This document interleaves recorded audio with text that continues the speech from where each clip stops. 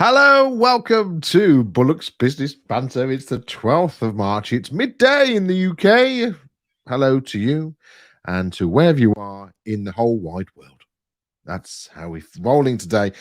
This week has gone really fast, even though I know we didn't do the show on Wednesday.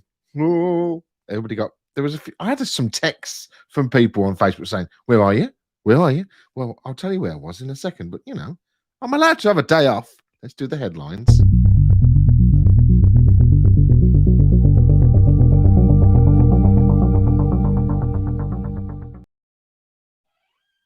Met facing inquiry over Sarah Everard case. The Met is facing questions over its response to an alleged case of indecent exposure involving a 33-year-old suspected killer. Wales hairdressers to reopen, but retail stays shut. People will soon be able to meet friends in their garden, visit care homes inside, and play golf, and obviously get their haircut. Former Team Sky doctor guilty of ordering testosterone. Yeah, that's a great word. Richard Freeman is found guilty of ordering banned testosterone, knowing or believing it was to help dope a rider. Court challenges over Sarah Everard's vigil. Lawyers for a Reclaim the Streets event go to High Court after police say it would be unlawful. Okay, let's see who we have in today. Let's just set that up, press the button. Oh, my God, you scared me. That's very CNN, that is. It was, wasn't it? Hello. How are you? Yeah, good. Obviously, been a long time, I speak. It's been a week. Were you not on Monday? I don't think I could make Monday, could I? Wasn't on? I was by myself Monday. Yeah, you was. Chuntering on to myself. I did watch you on replay. Oh, great. It wasn't a great show. It was just me. I did notice it was off early. You didn't do the full half hour. I was a bit disappointed. I was bored. To be honest, look, you learn a lot in when you're doing this type of job, and if it's boring and you're not finding it interesting, stop it. Absolutely. Because if you're not excited, then nobody else is. I agree. And it is a discussion we're going to have very, very, very soon, because obviously we're coming out of lockdown. We were sat down this morning having a cup of coffee, and we're saying, where's the plan? Not about the show. My wife's not interested in that. Just about just the levels of everything. When can we go and see? When can we come down your parts down to Devon so she can see her parents? And I think it's is it 12th of April? I think that is. We can go because that's the official out of lockdown day, hopefully. So that's so we're doing, and then of course after that, after I'm now sat by myself, I'm thinking, right, what do we do with the show? Because we're still getting great figures. Is that because it's in lockdown, or are people just watching it? Because the replays are just are really good. Live is wobbly, but replays is all very good. So I think we may continue. Good, but once a week. Yeah, well, make it topical for 3 hours. No. We do a 30-minute, 40 minutes thing on it, and I think Friday's the day, because everybody sort of feels up for it. I mean, look at it today. There's only me and you are here. This is because everybody is just progressively getting busier. And I mean, you're opening up, aren't you? You're planning now to get the Easy Glide sites up and running. Yeah, so is that for the 12th? Yeah.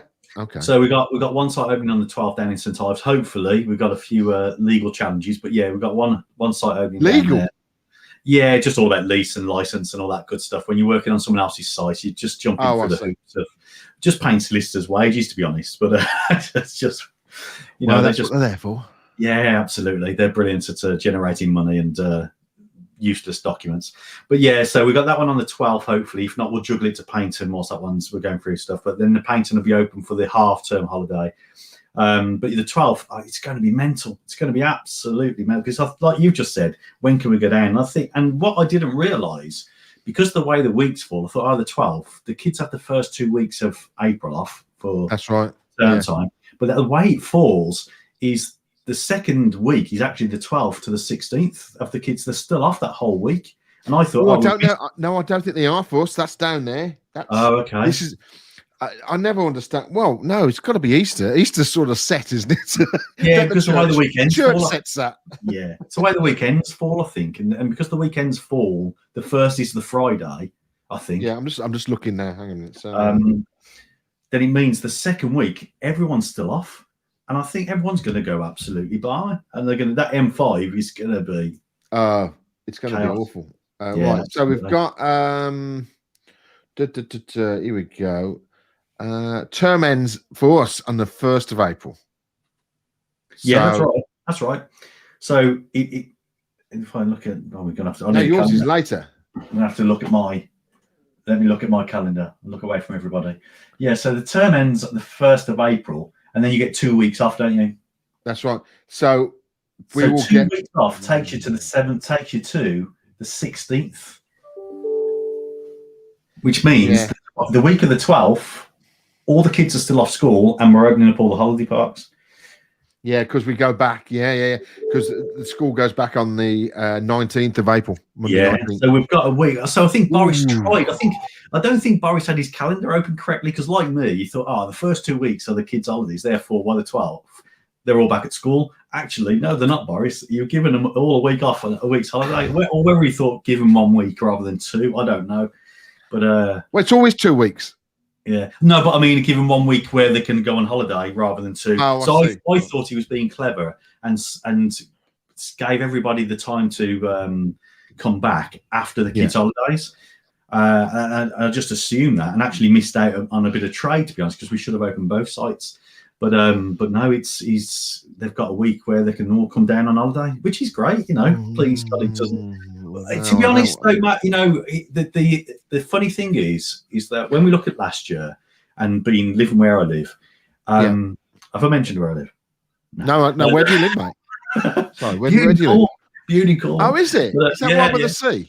It is right by the sea, that wet stuff. Mm-hmm. But yeah, what happened last year, and certainly all the pitchforks come out as soon as we come out of that lockdown last year. Everyone's going on a holiday, and all of the Cornish and the Devonians got their pitchfork. You're not coming down the M5 and giving us your dirty disease, and that's the way it went at the start. Was that your accent? Was that your Devonshire? That wasn't very good. But you can't come down here, you my lover, with all them diseases. Right, down there. We're going to get complaints. Carry on. Sorry.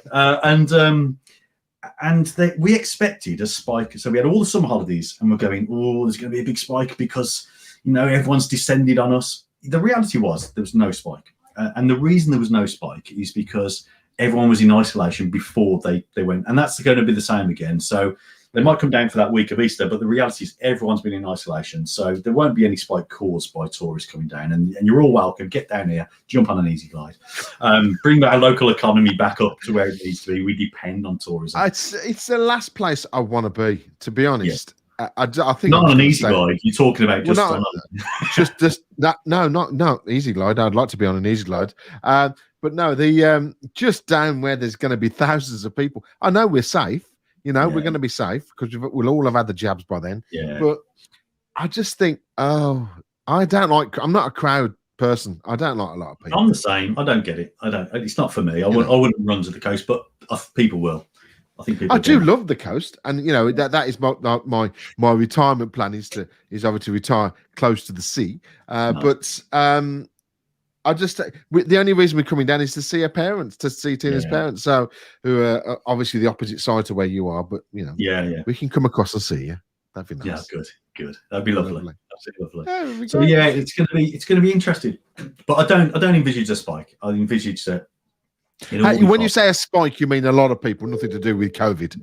No, COVID. I don't envisage it. I reckon a lot of people. Well, I don't reckon. I know because obviously I've got information regarding bookings for the caravan sites that we work at, so I know that they're booked up, so I know there'll be a spike of people, but I don't think it'd have any impact on COVID because everyone's coming from a lockdown situation. I think we all know that the impact on COVID realistically comes from schools, and then the knock-on effect of I'm sure the amount of colds we all get from our kids. Whenever you get a cold, chuffing kids at school that you pass them on all their germs, and it's the same with COVID.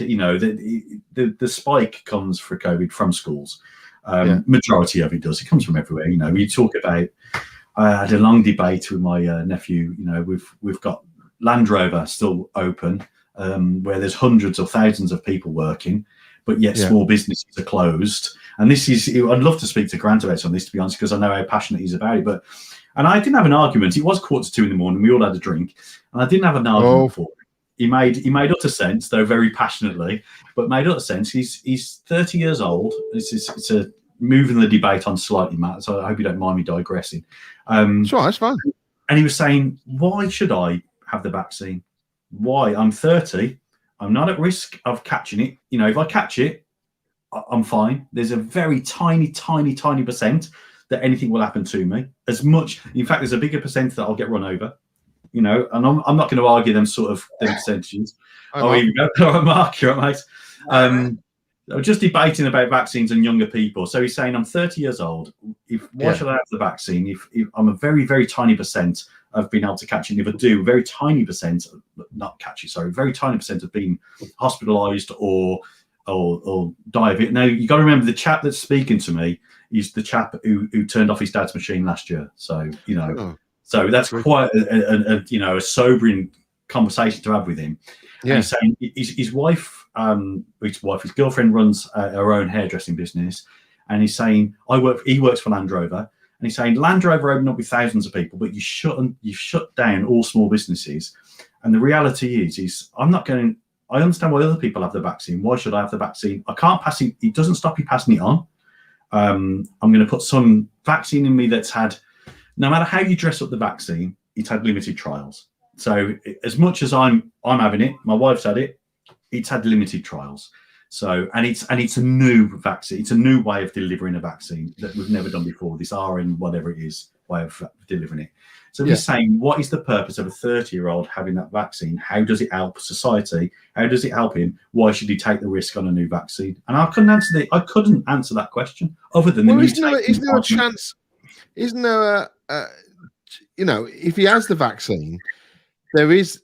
I mean, they haven't given the full results of this, have they? But it can stop this. He could be still a spreader if he didn't have the vaccine. But if he has the vaccine, he could stop. That could stop the spread of it. No, but I think that's the problem, though, Matt. They haven't said that completely. Why does he not want it? Because it's a different way. What basically he's saying that we changed the laws. So we changed the laws to implement this vaccine. Normally, a vaccine, on average, has a 10-year process that it goes through before it's approved. So if you look at you know all about that, all the old ones, this is freaking killing people. I agree. But I know it's not your argument, but it's just that is just.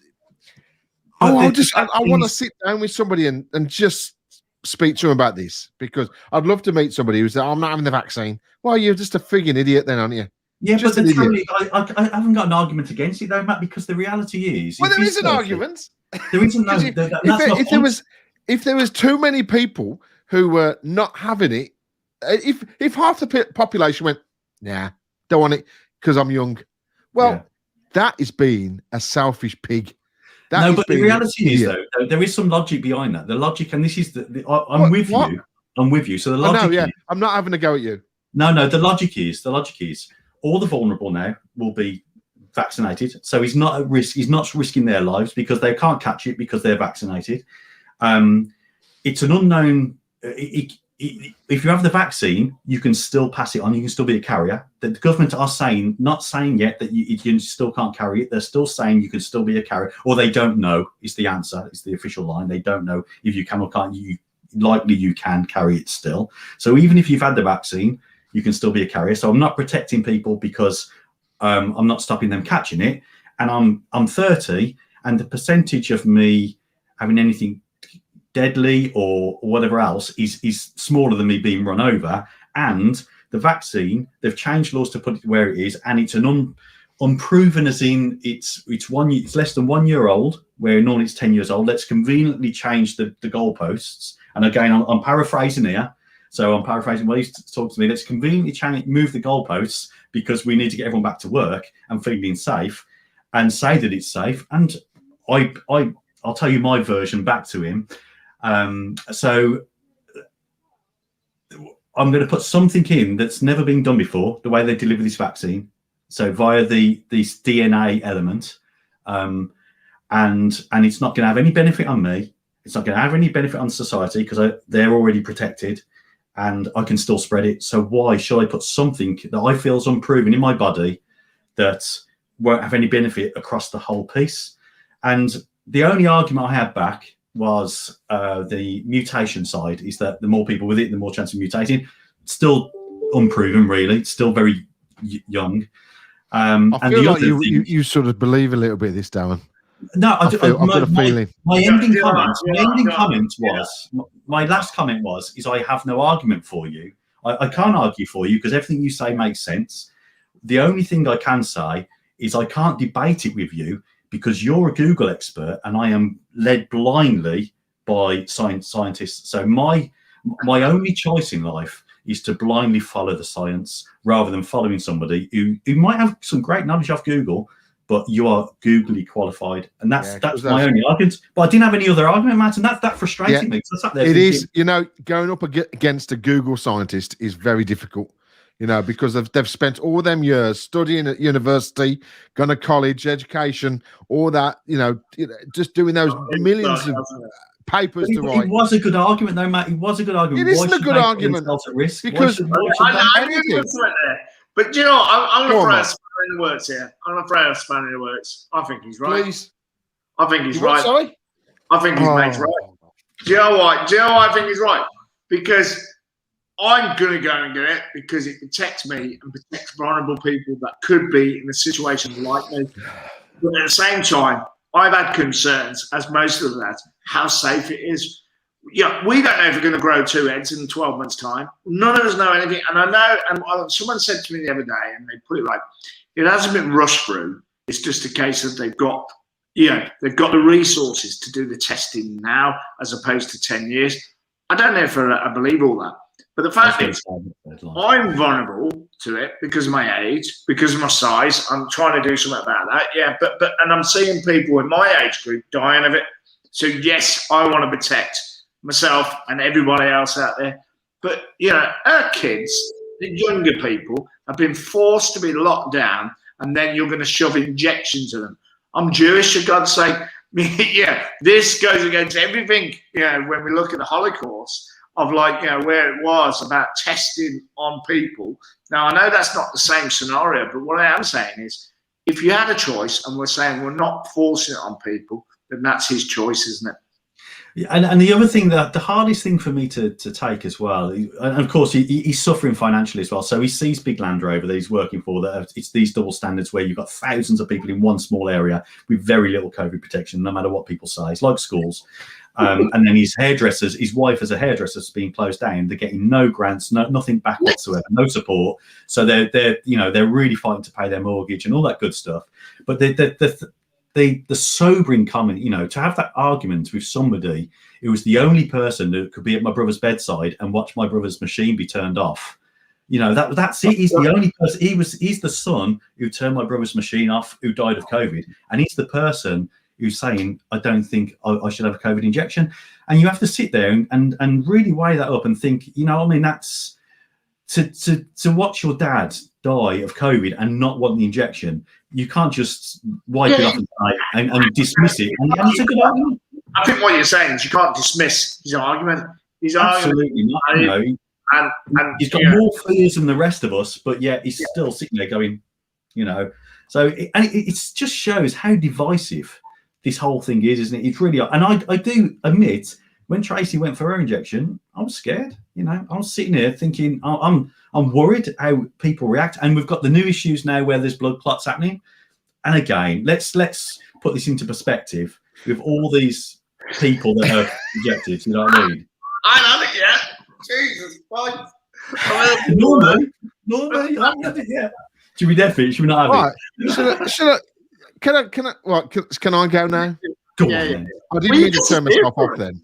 I know. I was getting so angry. You did one of them. I thought you turned Piers Morgan. I just turned into Piers Morgan. No, what's it? You have no authority here, Mr. Bullock. You have no authority whatsoever. So, got a coin. Let's just do that. Hey, let's just rule the whole COVID on that, shall we? Shall we have it? Shall we not have it? Shall we die? Shall we not die? No, let me speak. Let me speak, because yeah, I know, I understand that we did this really quickly, but we used the resources of the world to do this. All right. First of all, if this is going down even a slight route of idiots thinking they're putting strange things into this and doing that, and it's gonna, they're controlling us and they're giving us the jab because they can. And all that. No, I've gone past that. We've gone past that now. The amount of deaths we've had in the whole world, not just the UK, everywhere, it's been, everybody has now been touched by this, I think. Mark, you know somebody who's died, haven't you? Yeah. I think everybody has now been touched. That's enough now. Don't you think? That's enough. I'm having the injection, Matt, the same. Yeah, no, I'm not having a go at you. I'm talking to the people now who may be wobbling and they think, oh, shall I not have a... Right. My mom... Wait, Mark, I'm finished. My mom, as Darren knows, had polio. Okay? Now, thank God we have got rid of polio because we've had the injections. And yes, it took a long time to develop it, but it was in the 50s and the 60s. And it took a long time to develop it then. And we didn't have the resources we had now. But if you had something that was killing people and disforming and disfiguring people, all right, you would deal with it. You would deal with that. So we've got the resources now because we've moved on technology-wise to eradicate, and it will be eradicated eventually, but we have to start somewhere. And if you've got to have a jab hasn't been fully tested, but my God, the whole world has said we sort of really need this, so let's get on with it, and then we'll adapt it as we go. It's not killing anybody in a great number. COVID still is the one that's killing people, not the injection. So if you want to eradicate it, if you want to stop all those things, have the frigging injection. Now, if you're against it, your religion, and fair enough, right, that's cool. Stay in your home. Don't come out. Because this is serious now. And when people are just bidgy-bodging about going, oh, I want this, I don't want that, because it might mean, God, I really want to swear. I really do want to swear, but I can't, and I won't. But surely, Matt, it's their given right as a democracy. Of course it is. But we're the human race. Yes. So what we're saying in the UK, we vaccinate everyone who's vulnerable. Now, here's a spin on it.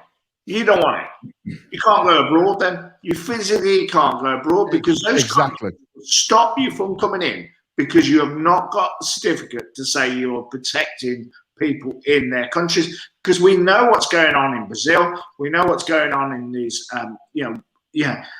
far-reaching countries which haven't got, and we're being accused of in UK. I've put a halt on shipments of vaccinations to other countries, which we're not doing.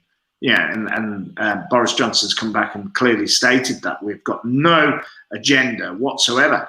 But that is going to stop you from entering these countries, because if you haven't got that certificate, they're going to say, well, look, we've got to protect our nation, and you've taken the response, the approach that you don't want it done, and that's your right to do that, but it's her right to stop you coming in. So maybe that's a different argument.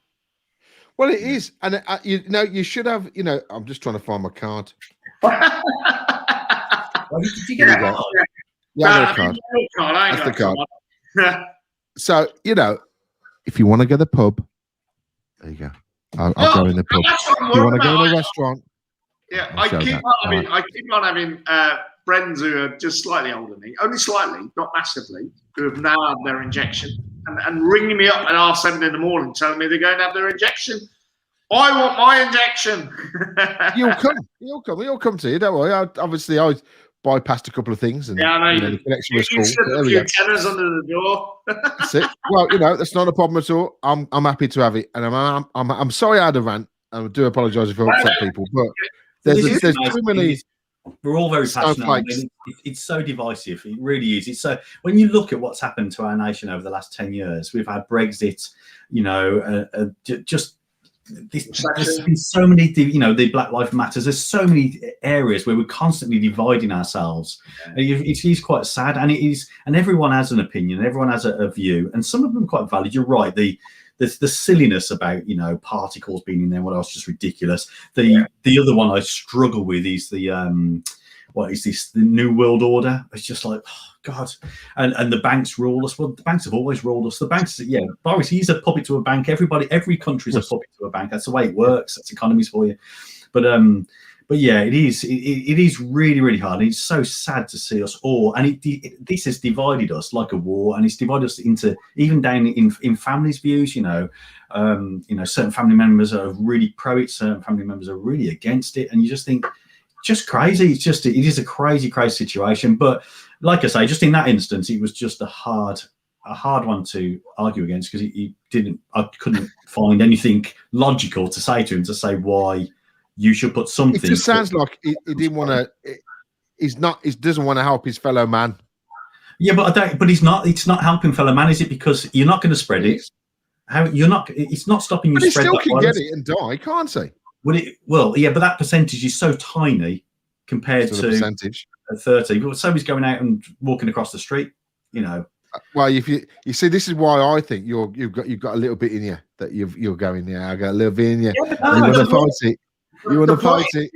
The only way you're going to get someone to change their viewpoint on this in that age, I believe, is if they feel their liberties are then inflicted upon by the fact they can't go in a pub, like you said, they can't go abroad, they can't do it. Yeah. And you can't do that. No, you can't do that, because they'll all be moaning about that then. I can't do this. That is almost communism, though, isn't it? That is almost. It is. But you know what? Don't care. Don't care. Don't care. If you want to go to the pub, in a restaurant, I know that about this show. Card. Yeah, because the last conversation I had on a Friday was with Andy talking about the military should be in charge. Oh no, sorry, that was send all politicians to Sandhurst. Yeah, well, it's just I was going to talk about Piers Morgan, but I don't think we're going to do that. No, we'll do that on Monday. We've got enough time to go for that. Because I'll just throw it out there. Completely support the guy. Sorry, end of story. I think the way I know he's got some grievance with what Meghan is and how she treated him in the past, but there's something wrong with that interview last week. Oh no, don't get me wrong. There's two subjects there though, Matt. There's one is Piers Morgan's reaction is wrong in the stance where he's at, but I agree. I've got no time for Meghan Markle, and that was a staged interview, and the content they put out, they've tarred a load of people, called everybody racist for one person's comment maybe, and even that commenting, it's hard to defend, and you have to dream up scenarios, but there are scenarios where it's just a stupid comment to be made. And if you watch Meghan Markle's dad discuss that, and he was on the program the following day, and he said, I think the thing about race was bull s, he said, and they went, oh sorry. But so that's one argument. But what we should never do, which is what Piers did, and I don't believe Meghan Markle's all of the comments that she made. And even when you talk about race, or you talk about mental health, and if you're doing that from a flippancy point of view, or if you're doing that from a point where it isn't, trying to find a politically correct way of putting this, but playing a card rather than it being real, then you undermine everybody else who's got them challenges. And that's where I sit on the fence. But Piers should never have said to millions of people and called out her mental health as being farcical, because he doesn't know. And you can look at Robin Williams, you can look at George Michael, and all these people with massive wealth and publicity, and their mental health is suffered. And you can say they're privileged. To Meghan Markle, I don't like her. I do not like her. It was his own view, though. But his own view shouldn't be aired to millions of people in the way that he did it. He's a it's been done for years. Not from him. Person that shouldn't be on TV, in my view. I just can't stand the guy. He just shouldn't be there. Okay, well, let me just say, he was brought onto that show, and I know this. All right, the ITV morning show has never had great views. Never had it. TVAM, all that, it just didn't work, because BBC has always been dominant, and BBC is still dominant now. It still is. They brought him in 4 years ago specifically for what he's doing. All right. And he was on CNN. He did that over there. He learned his trade over there in the States of being obnoxious and against the question and black and white and all that type of thing. And the ITV people brought him in for that reason. You can't bring somebody in and let it go and then go, oh, no, you can't. I mean, he should be self-aware of what he's saying. There should be barriers. There's a line to cross. There has to be barriers, but you know, I mean, he'll be on Amazon Prime soon. Yeah, you're right. You're right. GB News is the thing. He'll be on GB News. He's top news. You might as well, rather than have Susanna York sit next to him, you might as well have Katie Hopkins, because it's the same thing. They both say show. I'd pay to watch that.